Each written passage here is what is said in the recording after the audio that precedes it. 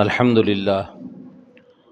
لله نحمده ونستعينه ونستغفره ونؤمن به ونتوكل عليه ونعوذ بالله من شرور أنفسنا ومن سيئات أعمالنا من يهده الله فلا مضل له ومن يضلله فلا هادي له ونشهد أن لا إله إلا الله وحده لا شريك له ونشهد أن سيدنا ونبينا ومولانا محمدا عبده ورسوله صلی اللہ تعالی علیہ وعلی آلہ واصحابہ وبارک وسلم تسلیما کثیرا کثیرا اما بعد فاعوذ باللہ من الشیطان الرجیم بسم اللہ الرحمن الرحیم ما كان محمد ابا احد من رجالکم ولكن رسول اللہ وخاتم النبیین وكان اللہ بكل شیء علیما صدق اللہ العظیم۔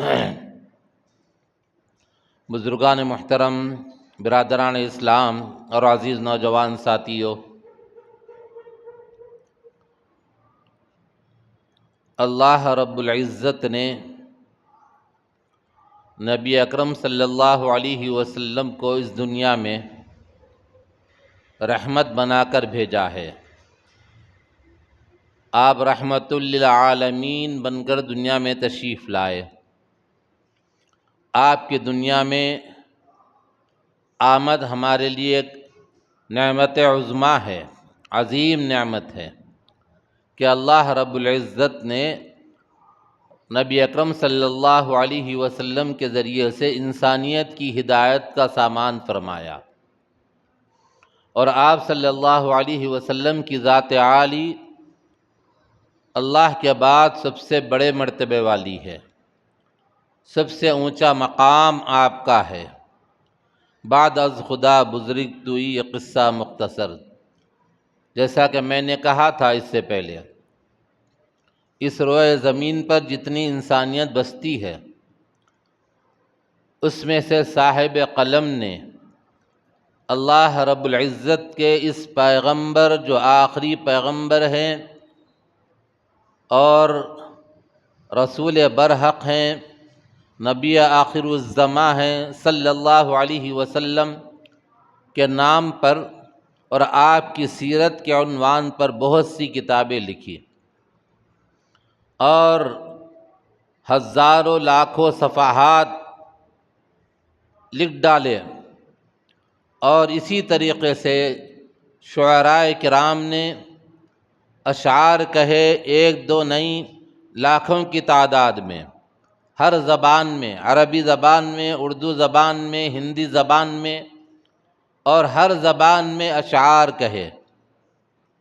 اور اسی طریقے سے ہر آدمی جو مقررین ہیں، مقررین نے نبی اکرم صلی اللہ علیہ وسلم کی سیرت طیبہ کو بیان کیا، لاکھوں انسانوں نے بیان کیا، بڑے بڑے مقرر، بڑے بڑے خطیب، اپنے وقت کے مائع ناز خطبہ نے نبی اکرم صلی اللہ علیہ وسلم کی سیرت طیبہ کو بیان کیا، اور یہ جب بیان کرتے گئے تو آخر میں تھک ہار کر یہ کہا کہ بعد از خدا بزرگ توئی قصہ مختصر، کہ نبی اکرم صلی اللہ علیہ وسلم کی ذات عالی اللہ کے بعد سب سے بڑی ہے۔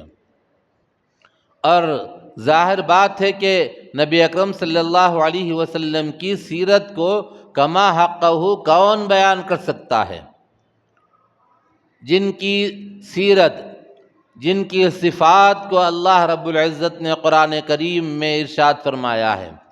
قرآن کریم اللہ کا کلام ہے، اللہ تبارک تعالیٰ نے اس نبی برحق پر نازل فرمایا ہے۔ اس کتاب کے اندر، قرآن مجید کے اندر آپ کی سیرت بیان کی گئی، آپ کے اوصاف بیان کیے گئے۔ جب اللہ رب العزت نے آپ کے اوصاف کو بیان کیا ہے تو حضرت انسان میں سے کون ہے جو اس کو کما حقہ بیان کر سکے؟ اور اللہ رب العزت کی انسانیت پر بڑی نعمت کے طور پر اس ذات کو اللہ رب العزت نے بھیجا ہے، اور یہی سیرت طیبہ سرکار دو عالم سرور و کون و مکہ تاجدار انبیاء محمد رسول اللہ صلی اللہ علیہ وسلم کی آپ کے سامنے بیان کی جا رہی ہے۔ اور ایک 3 جمعہ کی غیر حاضری کے بعد آپ کے سامنے اسی سلسلے کو آگے بڑھاتے ہوئے چند باتیں عرض کرنے کی کوشش کی جائے گی۔ اس سے پہلے نبی اکرم صلی اللہ علیہ وسلم کا وہ واقعہ جو آپ نے صفا کی پہاڑی پر چڑھ کر بیان کیا تھا کہ سارے لوگوں کو بلایا تھا، قریش کو لوگوں کو، اور پھر بنو ہاشم کے لوگوں کو، بنی عبد مناف اور جو لوگ جہاں وہاں پر تھے سب کو بلا کر ایک مثال دے کر فرمایا تھا کہ میں پہاڑ کی چوٹی پر کھڑا ہوا ہوں، اونچائی پر کھڑا ہوا ہوں، تم ایک طرف ہو اور میں تمہاری طرف بھی دیکھ رہا ہوں، میرے پیچھے کے حصے میں بھی میں بلندی پر ہونے کی وجہ سے دیکھ رہا ہوں۔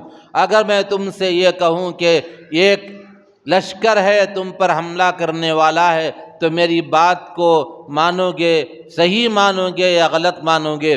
سب نے بیک آواز ہو کر کہا کہ ہم سچ مانیں گے۔ اس وجہ سے کہ کبھی بھی آپ کو جھوٹ بولتے نہیں سنا، آپ وعدے کے پکے تھے، امانت میں خیانت نہیں کرتے تھے۔ کفار و مشرکین حالانکہ حضور اکرم صلی اللہ علیہ وسلم کو رسول نہیں مانتے تھے، نبی نہیں مانتے تھے، اس کے باوجود وہاں پر آپ کے پاس میں امانتیں لا کر رکھا کرتے تھے، اور ان کو یقین تھا کہ امانت جب رکھیں گے تو امانت میں محمد خیانت نہیں کر سکتے، یہ سوچ کر لا کر امانتیں رکھا کرتے تھے۔ تو نبی اکرم صلی اللہ علیہ وسلم کے بارے میں سب نے کہا کہ آپ سچے ہیں، کبھی آپ نے جھوٹ نہیں بولا، اس وجہ سے ہم آپ کی بات کو صحیح مانتے ہیں، صحیح سمجھتے ہیں۔ تو اس وقت میں آپ نے پیغام دیا، یا ایھا الناس، اے لوگو، اے انسانوں۔ خطاب کرنے کا انداز بھی دیکھیے، بڑا نرالا اور بڑا شان والا خطاب ہے۔ آپ نے یہ نہیں کہا یا ایھا القریش، یہ نہیں کہا اے بنی ہاشم کے لوگوں، آپ نے یہ لفظ استعمال فرمایا یا ایھا الناس، اے انسانوں، اے لوگوں۔ اس وقت میں تو مکے کے لوگ سامنے تھے، مکہ المکرمہ میں رہنے والے ان کے خاندان کے جو افراد تھے زیادہ تر وہی سامنے موجود تھے، جس میں ابو لہب بھی تھا اور بھی لوگ تھے۔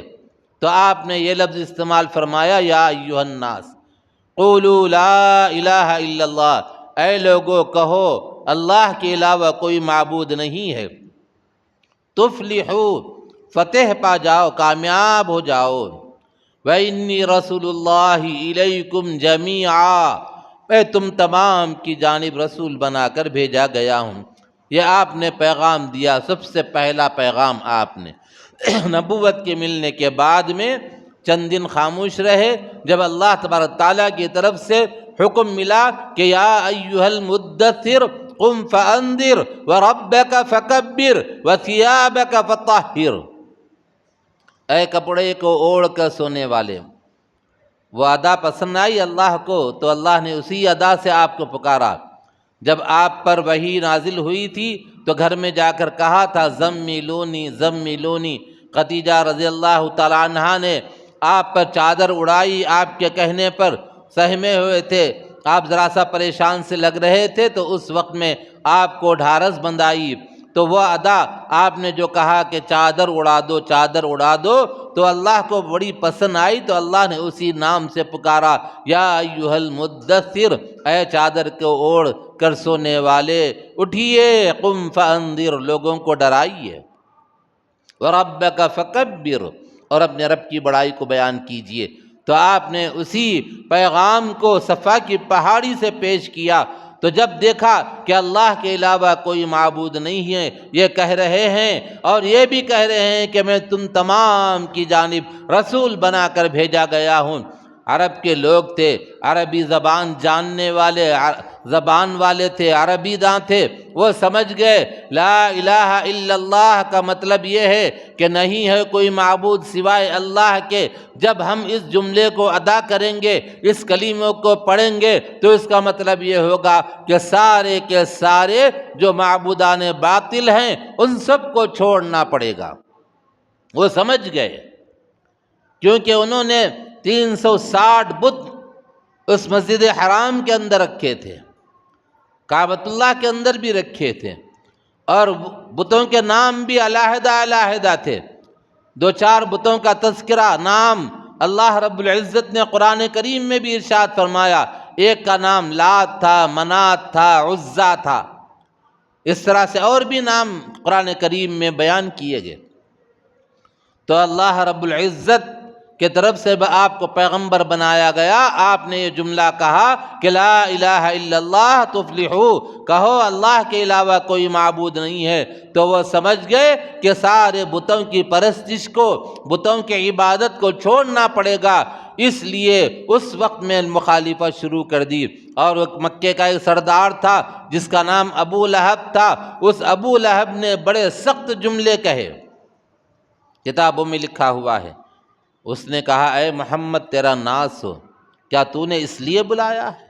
ایسا سخت جملہ استعمال کیا اس نے۔ تو جب اللہ رب العزت کے جو محبوب پیغمبر ہیں، حبیب ہیں اور چہیتے ہیں پیغمبر، اللہ کو بھی بڑا جلال آیا، اللہ تبارک تعالیٰ نے اس کے بارے میں ایک پوری آیت یعنی پوری سورت نازل فرمائی، تبت یدا ابی لہب وتب، ہلاک ہو جائے، برباد ہو جائے، ہاتھ ٹوٹ جائیں اس کے، ابو لہب کے۔ جو اس وقت میں اس نے یہ جملے کہے تو اللہ کو بڑا جلال آیا، اور جو پوری ایک صورت اس پر نازل ہوئی۔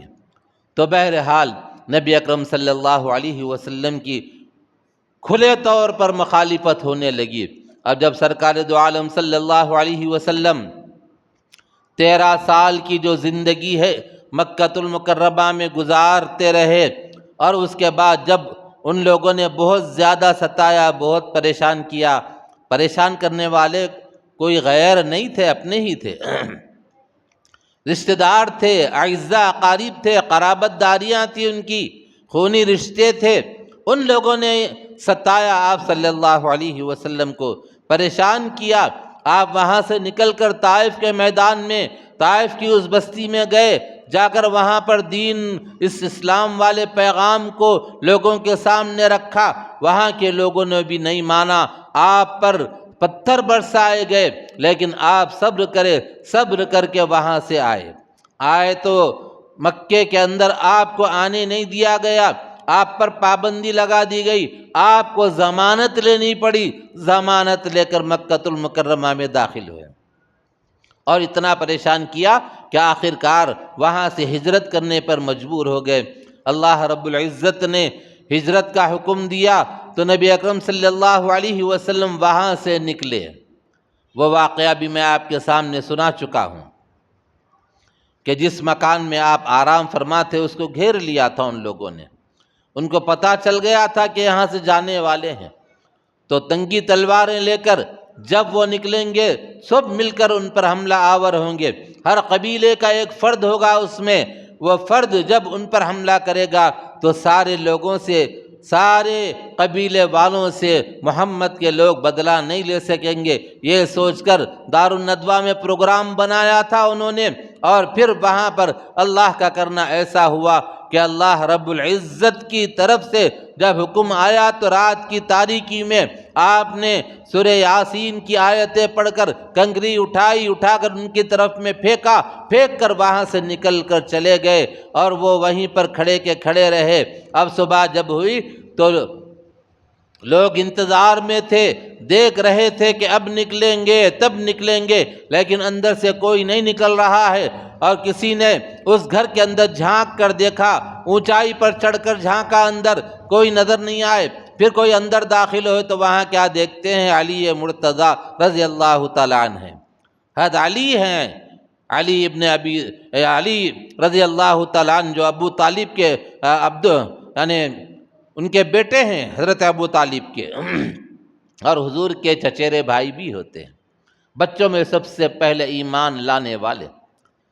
تو نبی اکرم صلی اللہ علیہ وسلم تو رات کے اندھیرے میں چلے گئے تھے، اور وہاں سے کہاں گئے؟ پہلے ابو بکر کے پاس گئے۔ ابو بکر کو اندازہ تھا، کہا کہ ابو بکر چلو چلو، تو رات میں گئے اور جا کر مکے سے نکل کر اس پہاڑ پر، ایسا پہاڑ جس پہاڑ پر عام دنوں میں دن کے اجالے میں بھی لوگ جانے ڈرتے تھے، زہریلے سانپ تھے وہاں پر، اژدہے تھے وہاں پر، اور کسی کا اونٹ یا گھوڑا اس پہاڑ پر چلا جاتا، کسی کی ہمت نہیں ہوتی تھی کہ اس کو نکال کر واپس لائے، اور وہ یہ کہتے تھے کہ اگر ہمارے نصیب کا ہوگا تو ہم اس کو پالیں گے، اگر ہمارے نصیب کا نہیں ہوگا تو چھوڑ دو اس کو، یہ کہہ کر وہ لوگ اس پہاڑ پر نہیں جاتے تھے۔ تو ایسے زہریلے سانپ ہوتے تھے۔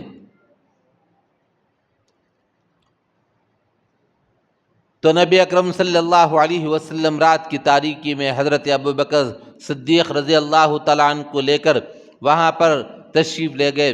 اب جب وہاں پر رات کے اندھیرے میں گئے تو اس وقت میں جو غار تھا، وہ غار ایسا غار تھا، اس غار کے اندر رہنا بڑا مسئلہ تھا، لیکن جب اوپر چڑھ رہے تھے تو نبی اکرم صلی اللہ علیہ وسلم کو جب دیکھا چڑھنے میں مشکل ہو رہی ہے تو حضرت ابو بکر نے اپنے کندھوں پہ بٹھایا اور بٹھا کر وہاں تک لے گئے۔ لے جانے کے بعد آپ نے کیا کیا؟ اس غار کو صاف کیا۔ صاف کرنے کے بعد دیکھا کہ اس میں تو ہر طرف سے سوراخ ہی سوراخ نظر آ رہے ہیں، اور کچھ زہریلی شے آ سکتی ہے، سانپ بچھو وغیرہ کچھ بھی آ سکتے ہیں۔ آپ نے اپنے ردا کو، آپ نے اپنی چادر کو پھاٹ پھاٹ کر اس میں لگا دیا، چادر ختم ہو گئی، ایک سوراخ بچ گیا، چنانچہ اس سوراخ پر اپنا پیر رکھا، ایڑی لگا دی، اور حضور اکرم صلی اللہ علیہ وسلم کو فرمایا کہ آپ اندر تشریف لائیے۔ دونوں گئے، کون؟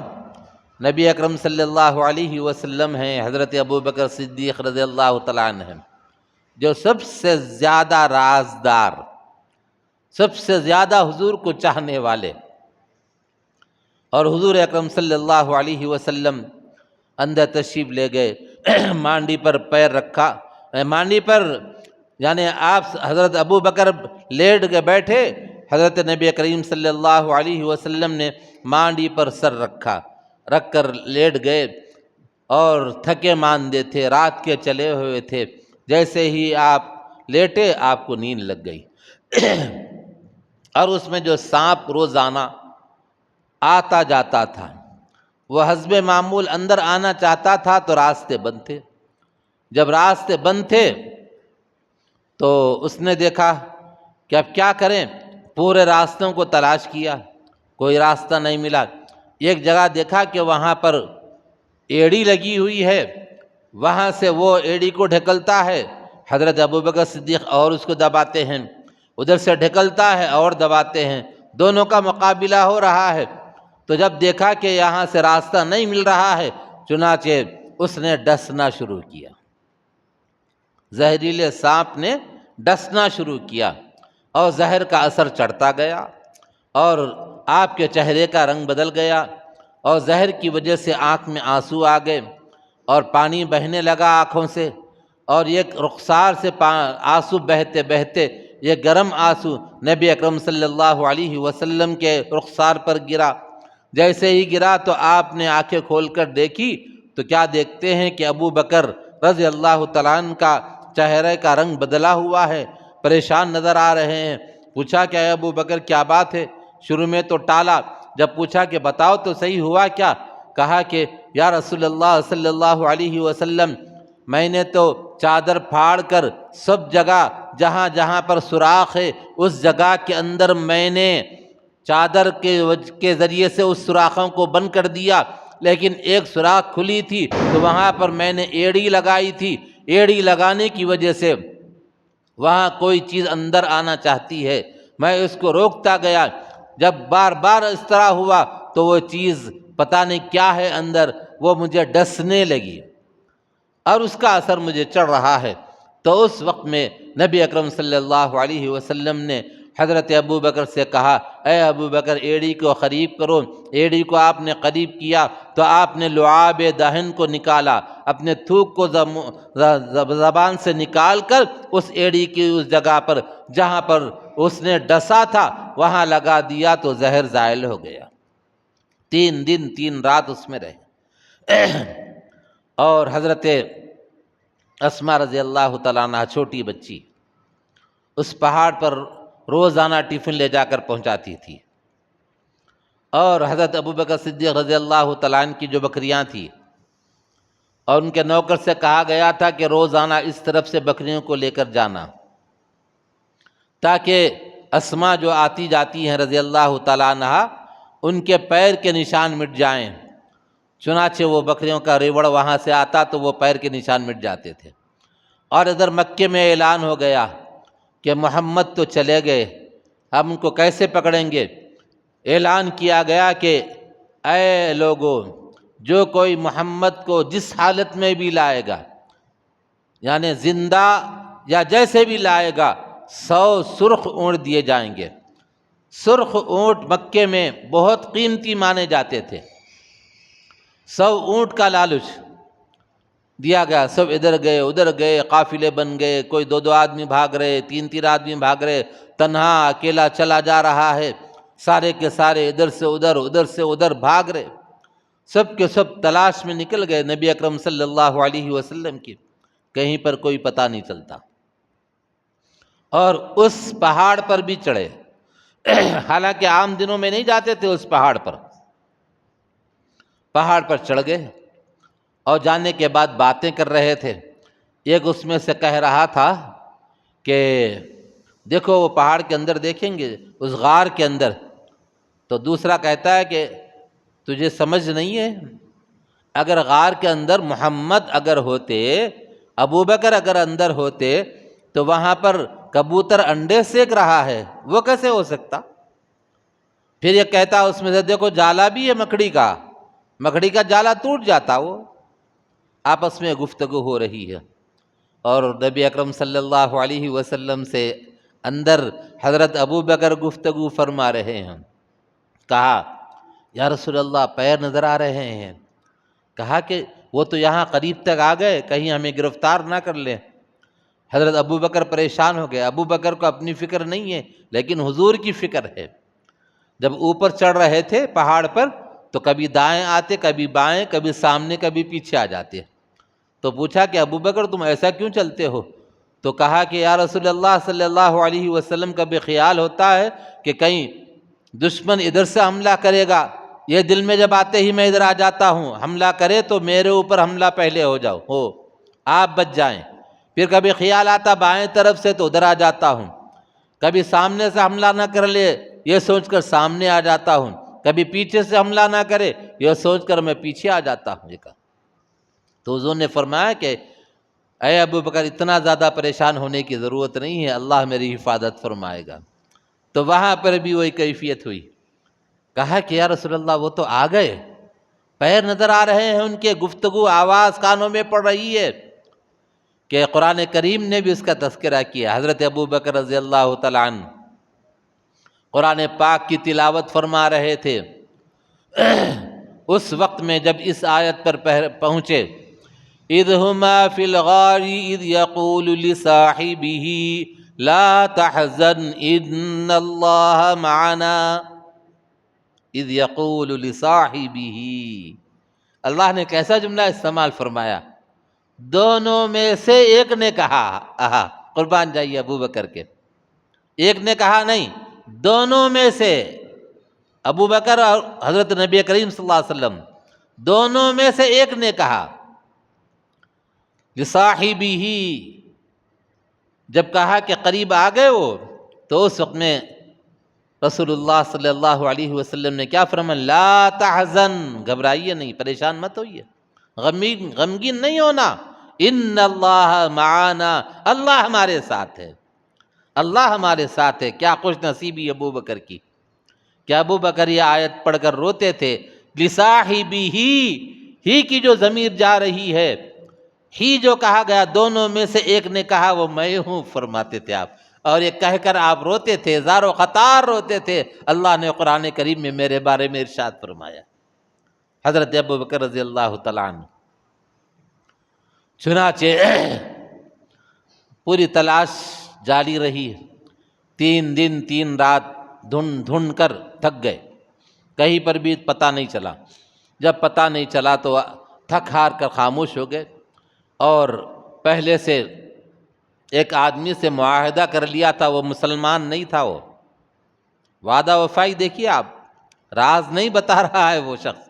اس نے کہا ٹھیک ہے مجھے اتنے پیسے دے دو، آپ کو شارٹ راستے سے لے جاؤں گا، اور ایسے راستے سے لے جاؤں گا جہاں پر زیادہ لوگوں کی چلت پھرت نہیں رہتی ہے، زیادہ لوگ اس راستے سے نہیں آتے، مجھے معلوم ہے راستہ، اس راستے سے لے جاؤں گا میں آپ کو۔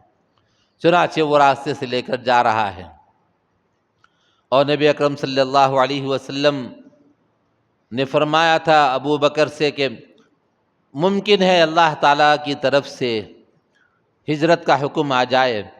تو حضرت ابو بکر کو اندازہ ہو گیا، تو پہلے سے انہوں نے اونٹنی خرید کر اونٹنی کو کھلا پلا کر تر و تازہ کر کے رکھا تھا۔ کیسی عقیدت تھی، دیکھیے آپ، کیسی محبت تھی، اشارے سمجھتے تھے، اندازہ کر لیا کرتے تھے حضرت ابو بکر رضی اللہ تعالیٰ عنہ۔ چنانچہ حضور اکرم صلی اللہ علیہ وسلم، ابو بکر رضی اللہ تعالیٰ عنہ، ان کا غلام، اور وہ جو راستہ بتانے والا غیر مسلم تھا، چاروں مل کر جا رہے ہیں، اور لمبا راستہ طے کرے،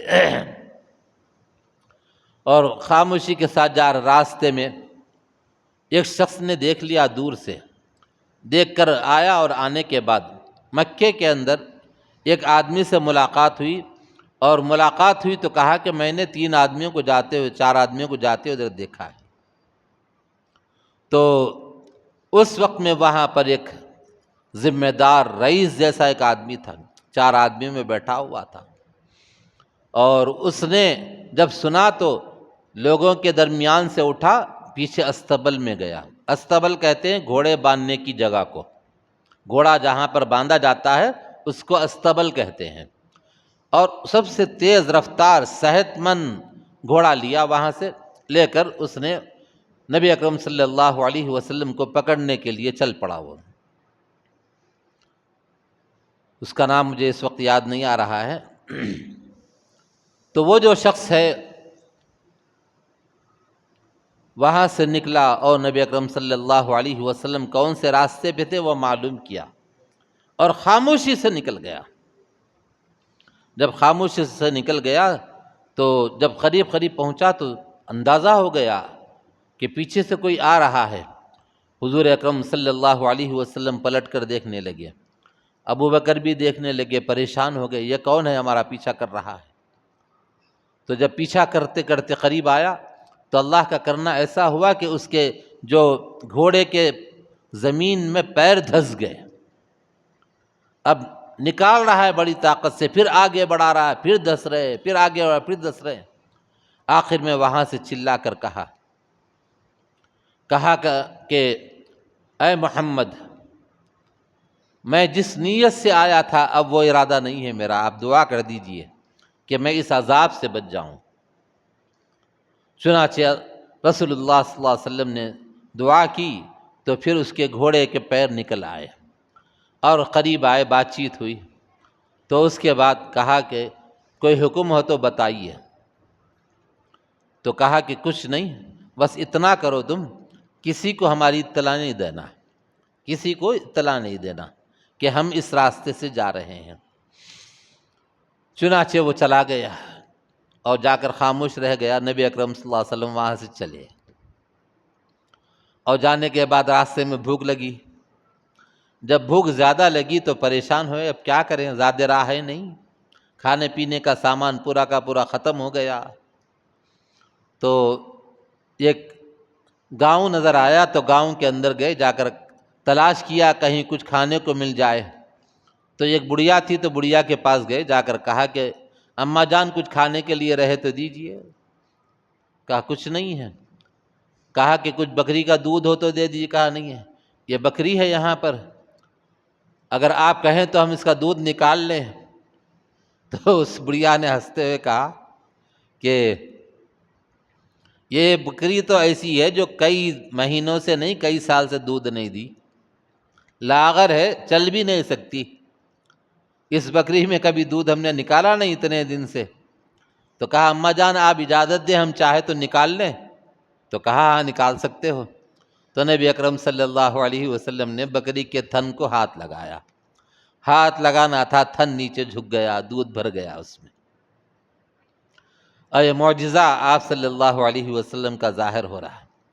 آپ نے دودھ نکالا، بڑا بگونا پتیلی بھری ہوئی، آپ نے پیا، ابو بکر کو سب کو پلایا، اور اس کے بعد ایک پتیلی بھر کر، ایک بگونا بھر کے دودھ اندر دیا۔ شام میں اس بڑھیا کا جو ذمہ دار تھا مکان والا آیا، آ کر کہا گھر میں دودھ کہاں کا رکھا ہوا ہے؟ کہا ایک نوجوان آئے تھے، یہ قافلہ یہاں سے گزرا، ایسا ایسا معاملہ پیش آیا، جب میں نے کہا کہ اس میں دودھ نہیں ہے تو کہا کہ ہم چاہے تو نکال لیں، میں نے کہا نکال لو۔ جب وہ ہاتھ لگائے تو دودھ اس میں بھر گیا۔ تو وہ لوگ کیسے تھے؟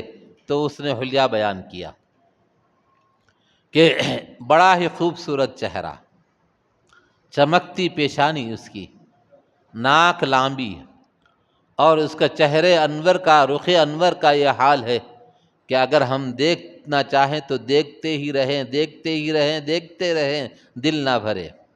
دنیا کی خوبصورت سے خوبصورت چیز جب اس کو دیکھتے ہیں، بار بار دیکھتے ہیں، تو ایک مدت کے بعد، ایک وقت کے بعد دل کہتا ہے بس اب بہت دیکھ لیے، چلو گھر کو چلو اب بس۔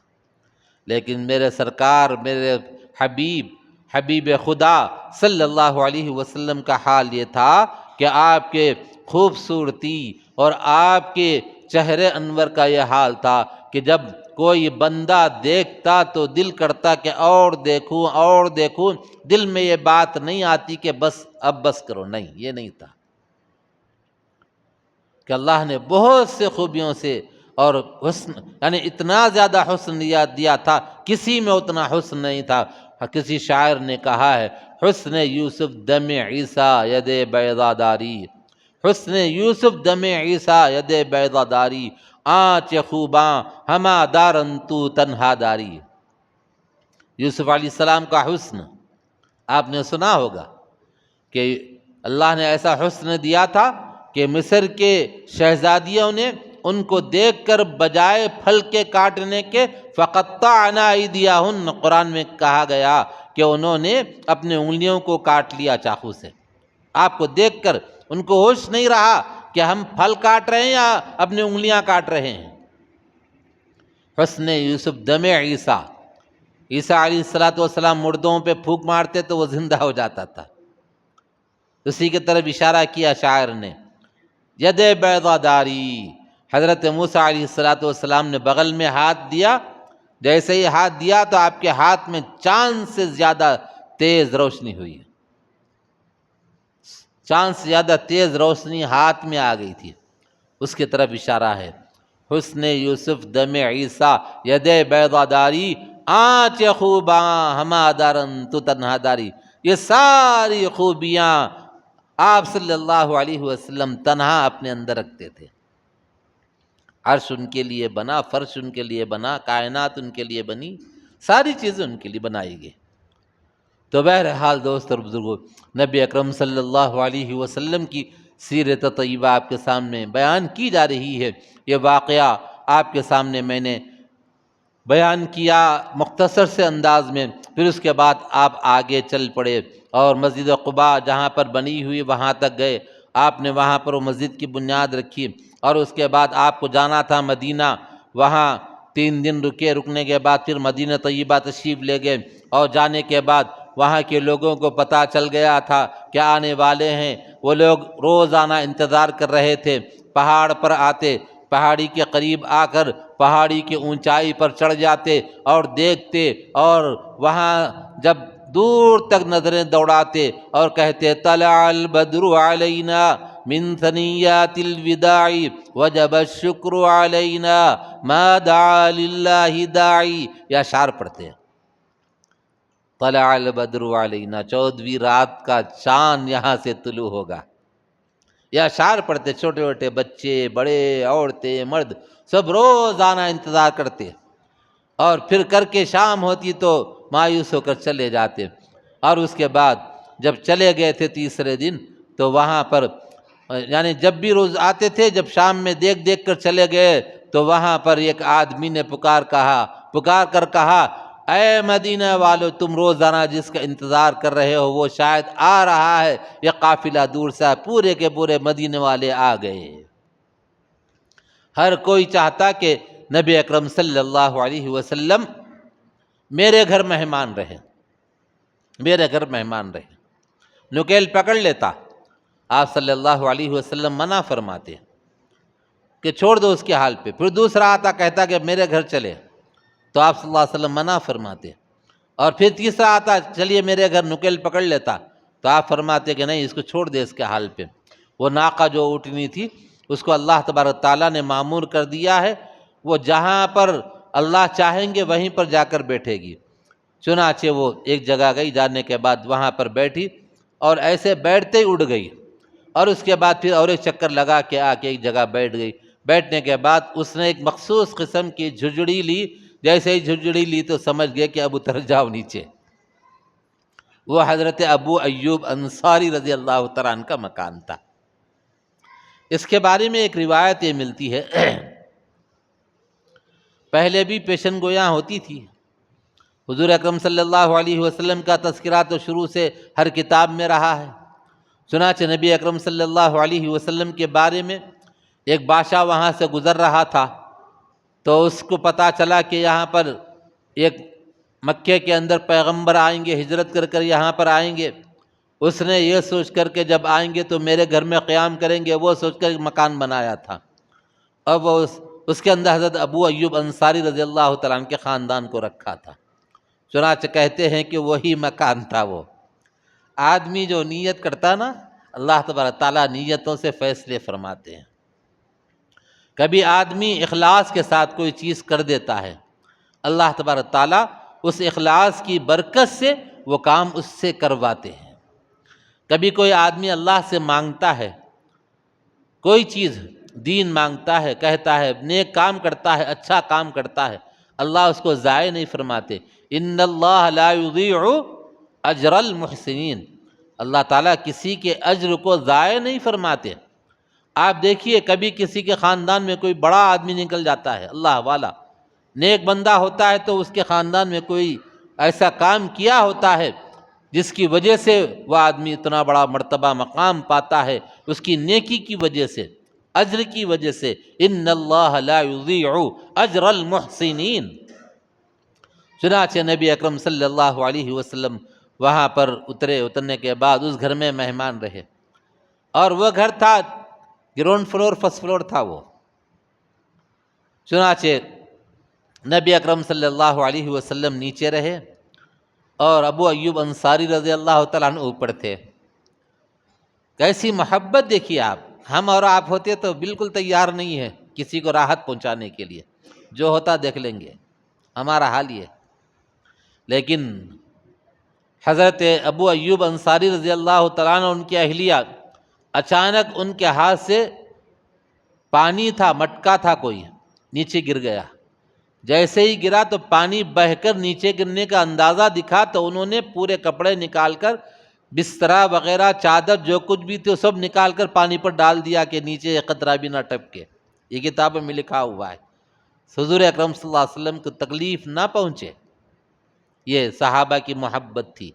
اور آج ہم کتنا تکلیف پہنچا رہے حضور کو، دیکھ لیجئے آپ۔ ہمارے عمل کے ذریعے سے حضور کتنا راضی اور خوش ہے، وہ بھی دیکھ لیجئے، غور کر کے دیکھیے۔ کسی کے بولنے، کسی کے سے پوچھنے کی ضرورت نہیں ہے۔ اپنے دل پہ ہاتھ رکھیے اور خود ہی سوچئے کہ ہمارے کون سے عمل سے حضور کو تکلیف پہنچ رہی ہوگی۔ کل پٹاخے پھوڑے سب، بچے تو خیر معصوم ہیں، ماں باپ مجرم ہیں، ماں باپ مجرم، بچے مجرم نہیں ہیں۔ ماں باپ مجرم ہیں، جنہوں نے بچوں کو پیسے دیے پٹاخے پھوڑنے کے، وہ مجرم ہیں، بچے نہیں۔ بچے تو معصوم ہوتے ہیں، بچوں کو سمجھایا جا سکتا ہے، بیٹا دیکھو پٹاخے نہیں پھوڑے جاتے، لیکن کتنے پٹاخے مسلم بستیوں میں گلیاں، پورے گلیاں مسلم گلیاں ہیں، لیکن پٹاخے پہ پٹاخے پھٹ رہے ہیں۔ کیا بچوں کے کوئی بینک کے اندر کھاتا ہے جو بچے پیسے نکال کے لائے؟ ماں باپ نے دیے پیسے، اور ماں باپ اس کے جرم کے مرتکب ہے، اللہ کے پاس ماں باپ کو جواب دینا پڑے گا۔ چھوٹے بچوں کی تربیت کرنی چاہیے، چھوٹے بچوں کو سمجھانا چاہیے کہ بیٹا یہ نہیں کیا جاتا ہے، پٹاخے نہیں پھوڑے جاتے، اسلامی عمل نہیں ہے یہ، مسلمان ایسا نہیں کرتے۔ چاہتے تو اس زمانے میں بھی ہو سکتا تھا، لیکن نہیں کیا انہوں نے۔ اور ہر وہ کام جس میں نقصان ہو وہ کام کرنا صحیح نہیں ہے۔ کچھ تو فائدہ ہونا چاہیے، کچھ فائدہ نہیں، بس کتنے بیمار ہوں گے گھروں کے اندر، اور نیند لگی ہوگی، پٹاخہ پھوڑتے ہی نیند میں سے اٹھ گئے، پھر دوبارہ نیند نہیں آئے گی۔ یہ سب کیا ہے یہ؟ اس لیے مسلمان اس سے بچنا چاہیے۔ آج کل یہ بہت چل رہا کہ دوسروں کے تہواروں کے اندر شریک ہونا چاہیے۔ شریک ہونا الگ چیز ہے، ان کے برابر مل کر کرنا الگ چیز ہے، دو میں فرق ہے۔ شریک نہیں ہونا ہے، ان کے جو تہوار ہیں وہ تہوار اپنی جگہ ہے، کرنے دیجئے، مخالفت نہیں کرنا ہے، لیکن ان کے برابر شریک ہو کر ہم کرنا یہ صحیح نہیں ہے۔ بسا اوقات ایمان کے جانے کا خطرہ ہو سکتا ہے، ایمان بھی چلا جا سکتا ہے۔ علماء کرام سے، مفتیان کرام سے مسئلہ پوچھیے۔ اور اس سال تو چلا گیا کل کی رات، لیکن آئندہ کے لیے عہد کیجئے، عزم کیجئے کہ ہم اپنے بچوں کو سمجھائیں گے، بچوں کو پٹاخے پھوڑنے نہیں دیں گے، پیسے نہیں دیں گے۔ اگر کوئی شریف آدمی ہے، بچہ کہتا ہے کہ ابو میں شراب پینا چاہتا ہوں، تو وہ شریف آدمی پیسے دے گا؟ نہیں دے گا، سمجھائے گا، کہے گا کہ بیٹا نہیں، شراب پینا حرام ہے، شراب جب پیو گے، شراب کی وجہ سے 40 دن تک اس کی عبادت اللہ کی بارگاہ میں قبول نہیں ہوتی۔ یہ اس کو سمجھاتا ہے، بتاتا ہے۔ اور شراب بھی صحابہ ایمان لانے سے پہلے اور ایمان لانے کے بعد بھی شراب پیا کرتے تھے، جب تک کہ اس کی حرمت نہیں آئی۔ جب حرمت آ گئی تو اس کے بعد شراب پینا بند کر دیا۔ جب شراب پینا بند کیا تو ایسا بند کیا کہ شراب کے مٹکے پورے کے پورے مدینے میں لڑکائے گئے۔ مدینے کی گلیوں کے اندر شراب نیچے بہنے لگی، ایسی بہی جیسے رات میں بارش ہوئی ہو۔ حالانکہ شراب ان کے گھٹی میں پڑی ہوئی تھی، لیکن جب ایمان مضبوط بن گیا اور ایمان مضبوط ہو گیا، جب اللہ اور اس کے رسول کی محبت ان کے دلوں میں آ گئی، تو اس کا نتیجہ یہ نکلا کہ شراب پھینکنا آسان ہو گیا۔ شراب اس کے بعد اپنے منہ کو انہوں نے نہیں لگایا۔ بسا اوقات بعض لوگوں نے شراب بعد میں پی تو حضرت عمر رضی اللہ تعالیٰ عنہ نے کوڑے لگائے، ان کو کوڑے لگائے۔ تو شراب ایسی چیز ہے، شراب کے بارے میں کہا گیا کہ ام الخبائث، خبیث چیزوں کی ماں ہے، ام الخبائث شراب کو کہا گیا ہے۔ تو دوست اور بزرگوں، جیسا بچوں کو یہ چیزوں سے روکتے ہیں، ویسے ہی پٹاخوں سے اور ہولی کے موقع پہ رنگ ڈالنے کرنے سے، یہ چیزوں سے خود بھی رکنا، بچوں کو رکانا، بچوں کی دینی تربیت کرنا، اسلامی تربیت کرنا، بچوں کے ایمان کو بنانے کی کوشش کرنا، ایسی کوشش کرنا کہ بچے کیسے بھی بھیانک حالات آ جائیں، بچے ایمان سے نہ پھریں۔ اب آگے چل کے کیا ہونے والا ہے اس ملک میں ہم نہیں بتا سکتے۔ بزرگوں اور دوستوں، میرے نوجوان ساتھیوں، غور کرو، سوچو کہ ہم کس رخ پر جا رہے ہیں، کس دھارے پہ بہتے چلے جا رہے ہیں۔ ہمیں ذرا بھی احساس نہیں ہو رہا ہے کہ ہمارے بڑوں نے ہمارے ساتھ کیا کیا، ہمارے بڑوں نے کیسی تکلیفیں جھیلی ہیں، ہمارے اسلام کو قائم رکھنے کے لیے جنگ آزادی کے موقع پر کس طرح کیسی قربانی انہوں نے دی ہے۔ گاؤں کے اندر قتل عام کیا گیا، ہمارے تلنگانہ میں بھی کیا گیا، لیکن ہمارے بڑوں نے اور نہیں کھا کر بھوکے رہ کر وہاں سے بھاگ کر دوسرے گاؤں چلے گئے، اور جہاں پر امن ہو سکتا تھا وہاں جا کر اپنے ایمان کو بچایا، جس کی برکت سے آج ہم مسلمان کہلا رہے ہیں۔ اور آج ہمارے بچوں کو ایسے ہی چھوڑ دیں؟ نہ، ایسا نہیں ہو سکتا۔ بچے ہماری زندگی کی پونجی ہے، ہمارا اثاثہ ہے بچے۔ ہمارے آگے چل کر یہی بچے ہیں جو نیک کام کریں گے تو ان کا ثواب ہم کو ملے گا، قبر کے اندر وہی بچے اگر نیک کام کریں گے تو اس کا اجر ملے گا، قیامت کے دن جنت ملے گی۔ اگر ہمارے بچے غلط کام کرتے رہیں گے تو غلط کام کی وجہ سے سزا بھی مل سکتی ہے۔ اس لیے دوست اور بزرگوں، اس سے بچیے، ہمیشہ کے لیے یاد رکھیے یہ چیزیں نہیں کرنا، بچوں سے نہیں کرانا، بچوں کو سمجھانا، بچوں کو پیار محبت سے سمجھانا۔ اگر بچے ضد کرتے ہیں تو اس کے بدلے میں کوئی دوسری اچھی چیز دلا کر اس سے روکنا چاہیے۔ بچے تو معصوم ہوتے ہیں، پہلے زمانے میں بچے ماں باپ کے رویے سے، تربیت کی وجہ سے ان کے اندر دینداری آتی تھی۔ اس سے پہلے میں نے ایک واقعہ سنایا تھا کہ ایک بچے نے جھوٹ بولا، اپنی ماں کے پاس گیا تو ماں نے کہا بیٹا تم نے جھوٹ بولا جس کی وجہ سے تمہارے منہ سے بدبو آ رہی ہے۔ تو پھر جا کر بچے نے کہا امی میں نے کلی کیا ہے، میں نے دانت صاف کیے ہیں، کیا میرے منہ سے بو آ رہی ہے؟ تو ماں نے کہا بیٹا اب بھی آ رہی ہے۔ تو کہا امی کیا کروں؟ تو اس وقت میں ماں نے کہا کہ بیٹا اس کے لیے آپ کو نہ مسواک کرنے کی ضرورت ہے، نہ انگلی سے دانت ملنے کی ضرورت ہے، اس کے لیے وضو کر کے 2 رکعت نماز پڑھ کے اللہ کے دربار میں توبہ کرنا، توبہ کرنے کے بعد وہ بو چلی جائے گی۔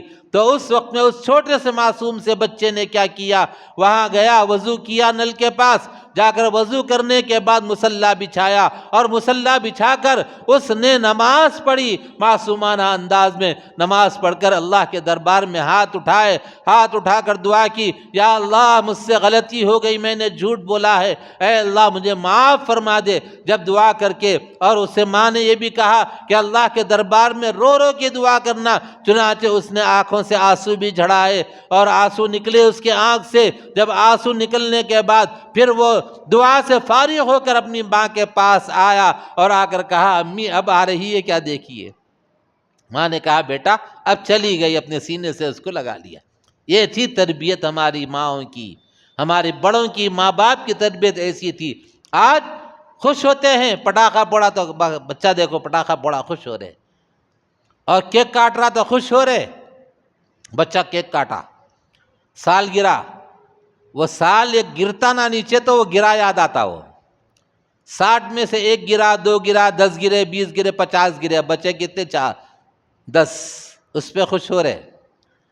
اگر کسی کے 60 فلور کی بلڈنگ ہے، اب اس پہ 50 فلور گر گئے، اب 10 بچے اس پہ خوش ہو رہا ہوں، 10 بچے ہوئے، 10 بچے ہوئے، یعنی دماغ کی سوچ کا کیسا اندازہ ہے دیکھیے ہمارا۔ سال گر گیا تو خوش ہو رہا، کم ہو گیا تو خوش ہو رہا، 60 لاکھ روپے تھے جس میں سے 50 لاکھ چلے گئے تو خوش ہو رہا کہ اب 10 لاکھ ہے نہ 10 لاکھ ہے بول کے خوش۔ وہ اس کو آدمی کو عقل مند کہیں گے، یہ سمجھدار کہیں گے اس کو کہ کیک کاٹ رہے، روز راستے روک رہے، چورستے پہ کھڑے ہو گئے، ادھر گاڑی روک دی، ادھر گاڑی روک دیے، جانے آنے والوں کو تکلیف۔ یہ کیا ہے؟ اسلام اس چیز کا تعلیم دیتا ہے؟ اسلام مکمل ہے اور اس میں کمی بیشی کی گنجائش نہیں، نہ کمی کی گنجائش نہ زیادتی کی گنجائش۔ اللہ کے رسول نے حجۃ الوداع کے موقع پر فرمایا الیوم اکملت لکم دینکم واتممت علیکم نعمتی ورضیت لکم الاسلام دینا۔ کہا اے صحابہ تم گواہ رہو، آج میں نے اسلام کو مکمل طور پر تمہارے سامنے پیش کر دیا، نہ اس میں کچھ کمی کی نہ زیادتی کی، مکمل آ گیا اسلام۔ ہم کو ادھر ادھر جھانکنے کی ضرورت نہیں ہے، انگریزوں سے سیکھنے کی ضرورت نہیں ہے۔ انگریز تو ہم کو مار رہے ہیں، غزہ میں مارنے والے کون ہیں؟ غزہ کے نام پہ واویلا ہم لوگ کر رہے، کرنا بھی چاہیے، دعائیں کر رہے، کرنا بھی چاہیے ہم کو، لیکن مارنے والے کون ہیں؟ یہودی اور عیسائی، کرسچنز۔ عیسائی جن کو خوش کرنے کے لیے پورے کام کر رہے ہیں۔ سالگرہ کون مناتا ہے؟ مسلمان نہیں، کرسچنز کرتے ہیں۔ وہی کرسچنز غزہ میں مسلمانوں کو مار رہے ہیں اور ان کو اب ہم ان کو خوش کر رہے ہیں۔ اور دوست اور بزرگوں، خوش کرنے سے نہیں ہوگا، ایک کو پکڑ لو، اس کو مضبوط پکڑ لو، سارے لوگ کمزور ہو جائیں گے، سارے لوگ کمزور ہو جائیں گے۔ ساری دنیا کی طرف سے آنکھیں بند کر کے ایک کی طرف نظریں اٹھاؤ، پھر دیکھو اللہ تبارک تعالی ہماری کیسی مدد کرتا ہے۔ بات لمبی ہوتی جا رہی ہے دوست اور بزرگوں، بڑے درد کے ساتھ میں آپ سے کہہ رہا ہوں، برا نہ مانے میری باتوں کا، لیکن حق ہے، سچ ہے کہ ہم لوگ دین کے معاملے میں کمزور ہوتے چلے جا رہے ہیں، اور اس معاملے میں احتیاط کرنا چاہیے، بچنا چاہیے، نہ پٹاخے پھوڑیں، نہ ہولی کے دن نہ رنگ ڈالیں، نہ کوئی ایسا کام غلط کریں جس سے سرکار دو جہاں سرور و کون و مکا تاجدار انبیاء صلی اللہ علیہ وسلم کو تکلیف ہو اور اللہ ناراض ہوں۔ ایسے کام نہ کریں، اس سے بچنے کی کوشش کریں۔ اللہ تبارک تعالیٰ سے دعا ہے کہ کہنے والے کو کہنے سے زیادہ، سننے والوں کو سننے سے زیادہ عمل کی توفیق عطا فرمائے، اور نبی اکرم صلی اللہ علیہ وسلم کی ہر سنت پر ہمیں مر مٹنے کی توفیق عطا فرمائے۔ وآخر دعوانا الحمد للہ رب العالمین۔